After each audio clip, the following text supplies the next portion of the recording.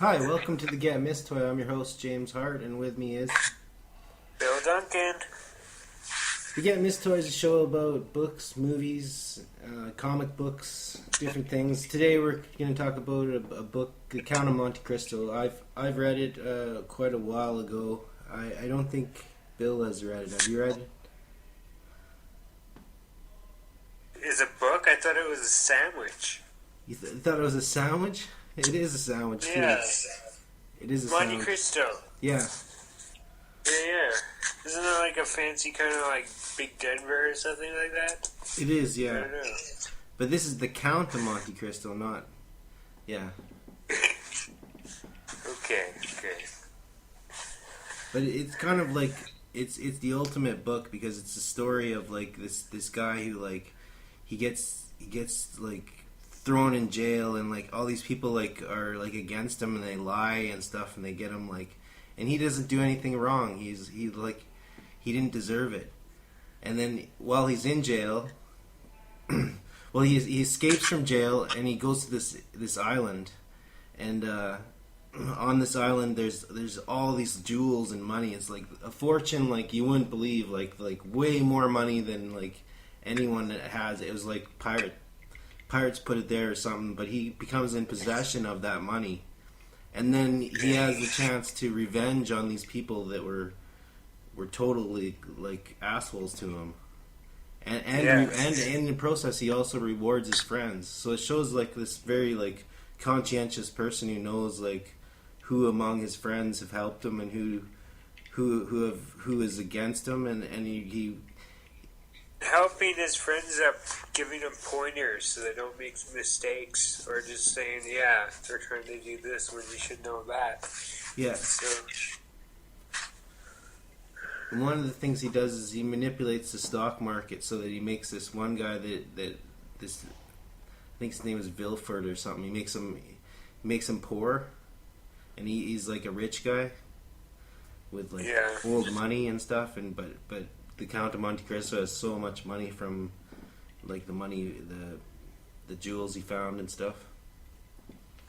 He also uses a lot of disguises and stuff. Like he comes back and nobody knows it's him because he's so well disguised. And that's another thing is like incognito. I think we talked about Dionysus before, like coming down and like kind of like screwing with people as like a god coming to Earth to like mess with people and stuff.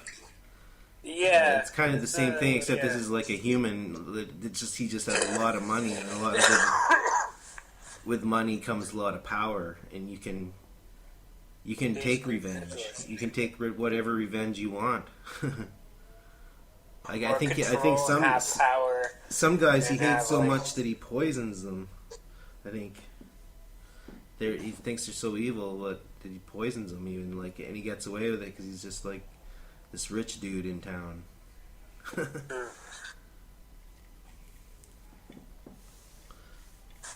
it's interesting the story when he's in jail, how he gets out of jail is that he finds this tunnel in his cell, and he follows it. And it goes to another cell, and in that cell there's this guy who had just recently died, and he was the one digging the tunnel.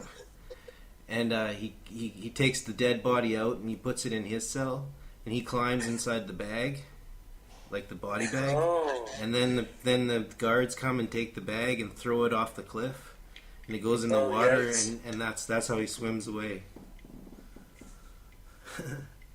But I don't know. Have you seen the what's that Leonardo DiCaprio? Oh, Shutter Island. yeah, it's a great movie. Yeah, that was pretty interesting. A lot of twists in that. I think The Simpsons made fun of how many twists there was. Yeah. But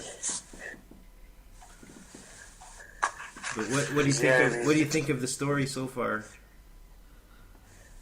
I don't know. I think at this point, I mean, it's like watching myself, even though it's not myself. Or it is myself, but not really. I don't know. If you found a great fortune, what would be immediately strike you? Like, would you think, reward my friends, or would you think, punish my enemies? Do both, you would hope. Yeah. Yeah. That's what the Count of Monte Cristo does. It came out, I was reading about it, and it came out in Europe, and it came out in serials in the newspaper. It just like little like sections of it, and they didn't release the whole thing at the same time. And people were like going mad. They just loved it. It was just like they're going crazy over these little. They wonder what was going to happen next, and they're like waiting for the next installment to come out. So it's a pretty exciting story. The author is Alexandre Dumas. I think that's how you pronounce it. I'm not sure. He's French. So I read the English translation, of course. But I don't think there's a lot of trouble translating French to English. It came out really clear. Like when I was reading it, it was really clear. Yeah.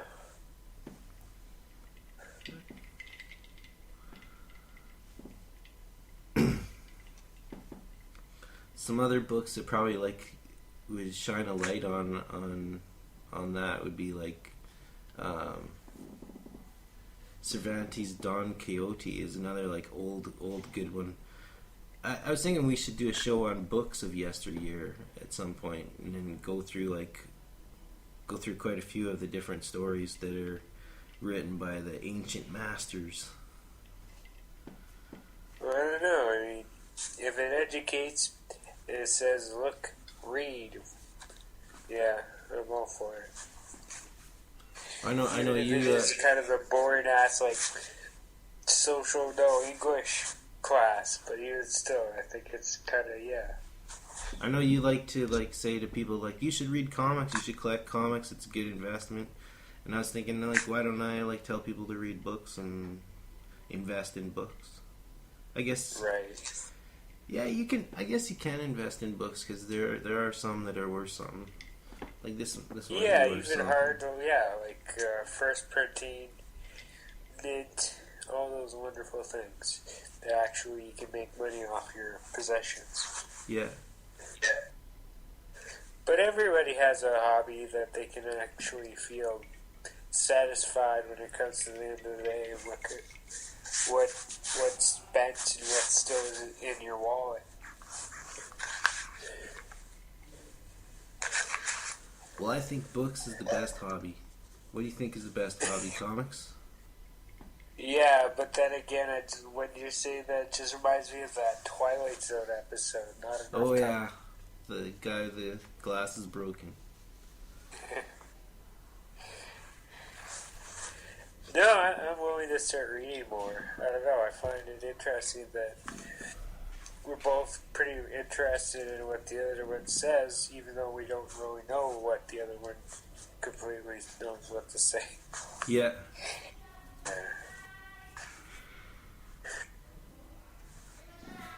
Alexandre Dumas has another popular book called The Three Musketeers. Have you heard of that? Oh, okay. I haven't read like that my one. favorite chocolate bar. It's your favorite chocolate bar. It's first the Monte Cristo and then the favorite chocolate. Hey man, if it can start someone's stomach to growl, hey man, it's we better stop talking about food. Back to books. Exactly, and they're not like sandwiches.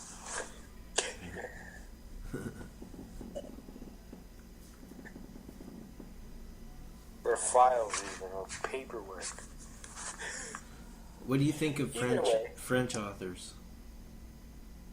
I don't know, I've had a few French friends in the past. Yeah. I don't know, I mean, I understand the language more than I can actually speak it per se. Yeah. So I kind of understand, but I'm not really completely on the ball to go like, yeah, completely But yeah, I don't know. I was thinking about that. I mean, I'm a big fan of Freud. One of the first psychiatrists. And yeah, that kid was really cool. Yeah. He wrote a bunch of books, and then he was like, he was even a lawyer in a way. And that was even kind of messed up. He was the first to say, oh, smoking cigars is so great. As well as introducing cocaine, which is just like super powerful kind of like stimulant to wake you up. I was reading that cocaine is like really big in Europe. Yeah. But I don't know. I think they should have left it in Coca-Cola. left it in Coca-Cola. I don't know. Yeah. I mean, it's its namesake. I mean, you could produce it one way or the other kind of way. To the point where even about like different like conspiracies about why there's certain like families in companies that are more afraid of like losing sales to like hemp and that being kind of explored. Like, yeah, there would be certain places where corrupt businessmen wouldn't be happy as much because of hippies making money off hemp. Yeah, I don't know. That's been going on for hundreds of years. And it just seems like, it's interesting. It is kind of like prohibition now, with some United States actually having it legal. It's just weird. Who would have thunk it? So what makes a good story in comic books? What makes a good superhero? Like what qualities of a superhero makes him like a good superhero? Because like solving a mystery. Or like putting things together so you can help someone. Like Sherlock Holmes style? Yeah, there's a whole... Or even like solving puzzles like Doctor Who. So yeah, I don't know. Alien puzzles, for that matter.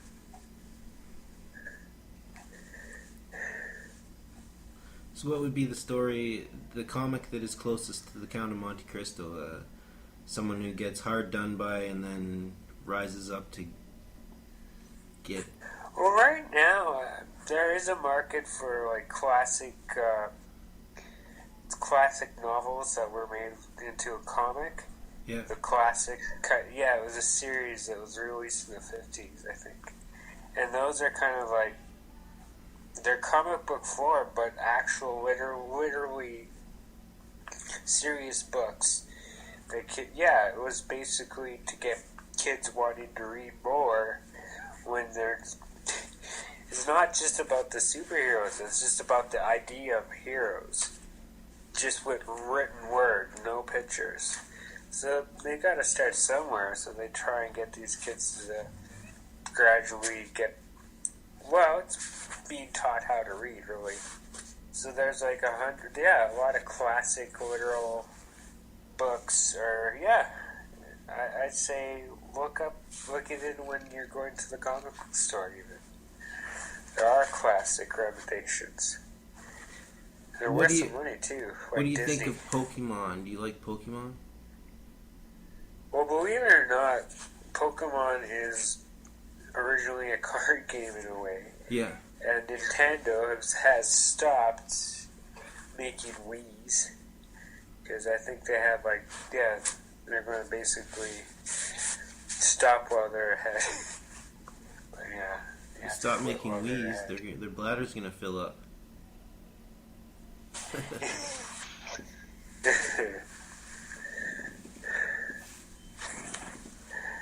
But the Count of Monte Cristo is kind of a superhero because he's in disguise, just like a superhero is. Like Superman goes into the phone booth and puts on his disguise, and he's also a force for good. He gets bad people in trouble, and he gets good people. He rewards good people. So he's kind of like He's kind of like a superhero. But I can't think of any superhero from the comics that is like that has the quality that they they don't reward their friends, do they? Well, a lot of things are kind of included when you're like, I don't know. I mean, that's a good question. Like, why wouldn't Superman, like, with all his powers and stuff, like, I don't know, I guess he's an alien, but someone else, the Green Lantern, I don't know. Well, no, you're thinking of superheroes, like heroes with powers, but there's also, like, everyday normal heroes that have no powers, but their mind and what they want to accomplish, and even with their hands, and, becoming a hero. I mean, being a hero is just as good as being superhero, but even still, you gotta remind yourself that we're still kind of altered humans. I don't know. You know. If you had all the money in the world, how would you take revenge? I don't know. Set up a war. Hire some henchmen? Yeah. Get somebody to play James Bond. And you'd reward your friends, of course, right? Yeah. I'd get a hefty sum. I don't know. Eventually I might even like build a house of like mayhem and fun, and that's what I want to do, man. Do you remember when we did the Brothers Karamazov, the novel?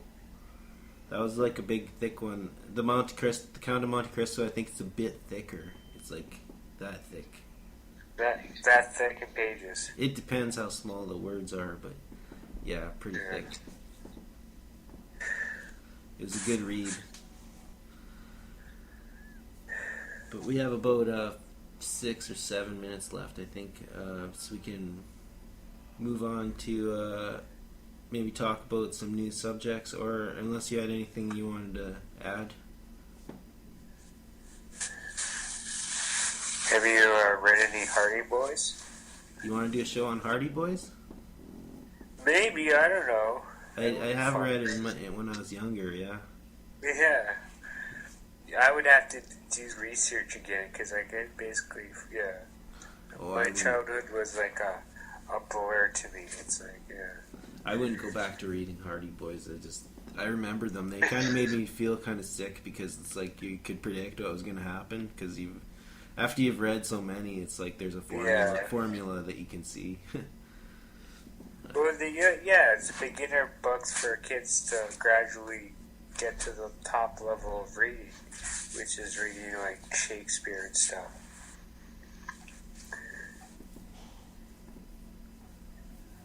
I was trying to remember what you wanted to do for a topic for the next show. I had it written down somewhere, but do you remember what it was? I'm trying to think. I don't know. I mean, it's something more normal, I guess. I don't know. I think you said expos once, but oh right, I didn't know what you meant by the World Fairs. Yeah, or even like Olympics, like even the Winter Olympics, and how both Vancouver and Calgary, they both have them. They're both Olympic cities. And then there's other like Olympic cities that are similar to Calgary and Vancouver, and that's on the other. These are in the other countries. It's strange. We could do one on Fraggle Rock. Commonwealth. Or even like the Commonwealth Games. There are all those kind of weird ass kind of festivals that seem sinister somehow. I don't know. It's funny because I think even Stark in the Marvel Universe, Iron Man's dad kind of had like a company where he had enough stuff to make an expo, and he carried it on to his son, who is Tony Stark, aka Iron Man, and it's kind of him just kind of gloating about what he's made and all the advances they've done with his industries and all that stuff. So, yeah. What's the best topic we've done so far, you think? I don't know. Probably when I can't. Well, I don't know. Over the last little while, I mean, I don't know. I just have a blast talking about this stuff. Yeah. And I don't know. I mean, anything goes, really. I like doing Dead Souls because I think I've read that a couple times and it was interesting to do that one. But I don't know. I liked actually talking about like all ages. That was kind of fun. Yeah. Yeah. That's up. It's up on my YouTube and everything.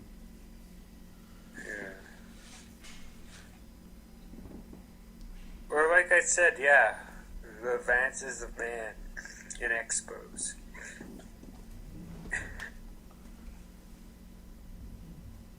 Get someday self-driving cars.